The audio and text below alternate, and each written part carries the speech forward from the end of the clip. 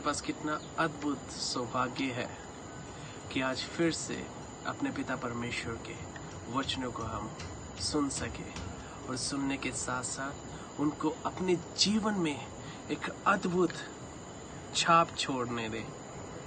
क्योंकि जब मैं मत्ती 7:24 में पढ़ता हूँ, वहाँ पर लिखा है, यीशु मसीह ने बोला, जो कोई मेरी शिक्षाएं सुनकर, जो कोई मेरे वचन सुनकर उनके अनुसार चलता है, उनके अनुसार जीता है, तो वो उस बुद्धिमान मनुष्य के जैसा है जिसने अपना घर चट्टान पर बनाया। ये मैं चट्टान पर हूँ, पहाड़ों पर हूँ, दार्जिलिंग में। चट्टान पर घर बनाने वाला व्यक्ति हमेशा गहरी नींव खोदता है। उसके लिए मेहनत लगती है, उसके लिए हार्ड वर्क लगता है, उसके लिए बहुत सारा कड़ा परिश्रम लगता है। ऐसे ही कोई चट्टान पर घर नहीं बना लेता। और चट्टान पर घर बनाने का मतलब है पूरी तरीके से ईमानदार होना और सच्चा पश्चाताप के साथ साथ एक दिल से एक लगन और जुनून यीशु मसीह के वचन की आज्ञा के अनुसार जीना, और कभी समझौता नहीं करना, ना ही पाप से, ना ही संसार से, ना ही शरीर की अभिलाषाओं से, कभी नहीं समझौता करना। ये एक सच्चे मसीही की खूबी है और पहचान है। और वो कभी समझौता नहीं करेगा शैतान की शिक्षाओं से, झूठी शिक्षाओं से, बल्कि उन्हें एक्सपोज करेगा, उनके विरोध में खड़ा होगा।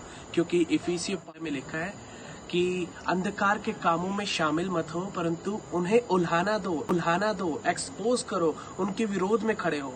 ये बाइबल में लिखा है।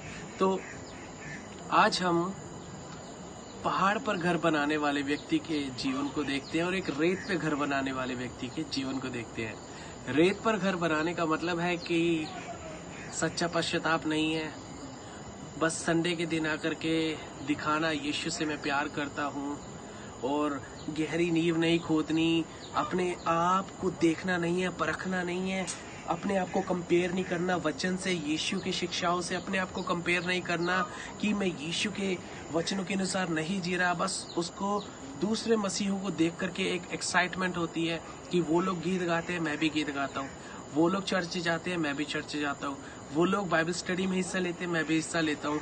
वो लोगों को हल्का सा एक इमोशनल एक्साइटमेंट, इमोशनल अटैचमेंट है जो सिर्फ गाने और म्यूजिक के द्वारा है, वो मुझे भी है। असली मसीहत एक्साइटमेंट में नहीं है, इमोशनली एक्साइटमेंट में नहीं है। असली मसीहत एक्साइटमेंट से हट के एक कीमत चुकाने से मिलती है, यीशु के वचनों के अनुसार जीने वाले व्यक्ति बनने से मिलती है। और यीशु के साथ जो चलेगा उसको अकेला रहना पड़ेगा। एक गेहूं के दाने की तरह जीसस ने बोला यूहन्ना 12 में, जब तक एक गेहूं का दाना अपने आप में मर नहीं जाता, भूमि में गिरकर पड़कर, तब तक वो फल नहीं ला सकता। असली मसीहत अकेले में शुरू होती है, अकेले में, घर में,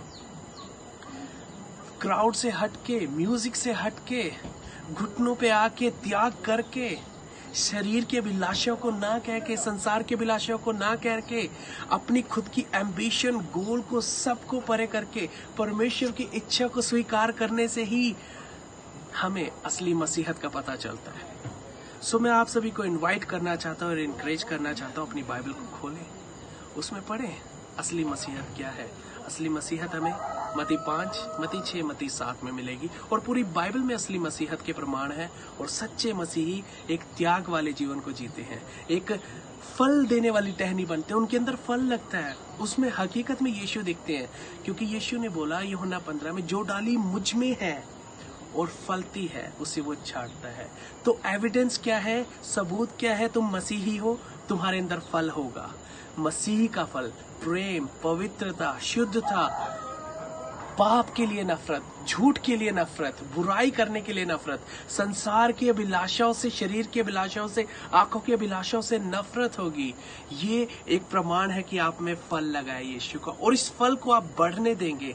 क्योंकि जितना आप अपने आप को देखेंगे, अपनी आंख की कमियों को देखेंगे, जितना आप अपने हृदय की सच्चाई को देखेंगे ना, उतने ही आप अपने आप को एक पापी के रूप में देख करके उस पाप की गंदगी से, पाप की जड़ से उतने ही आजाद होकर एक फलदायक टहनी बनेंगे और आप वो ब्रांच बन जाएंगे जिसमें हमेशा फल लगा रहता है।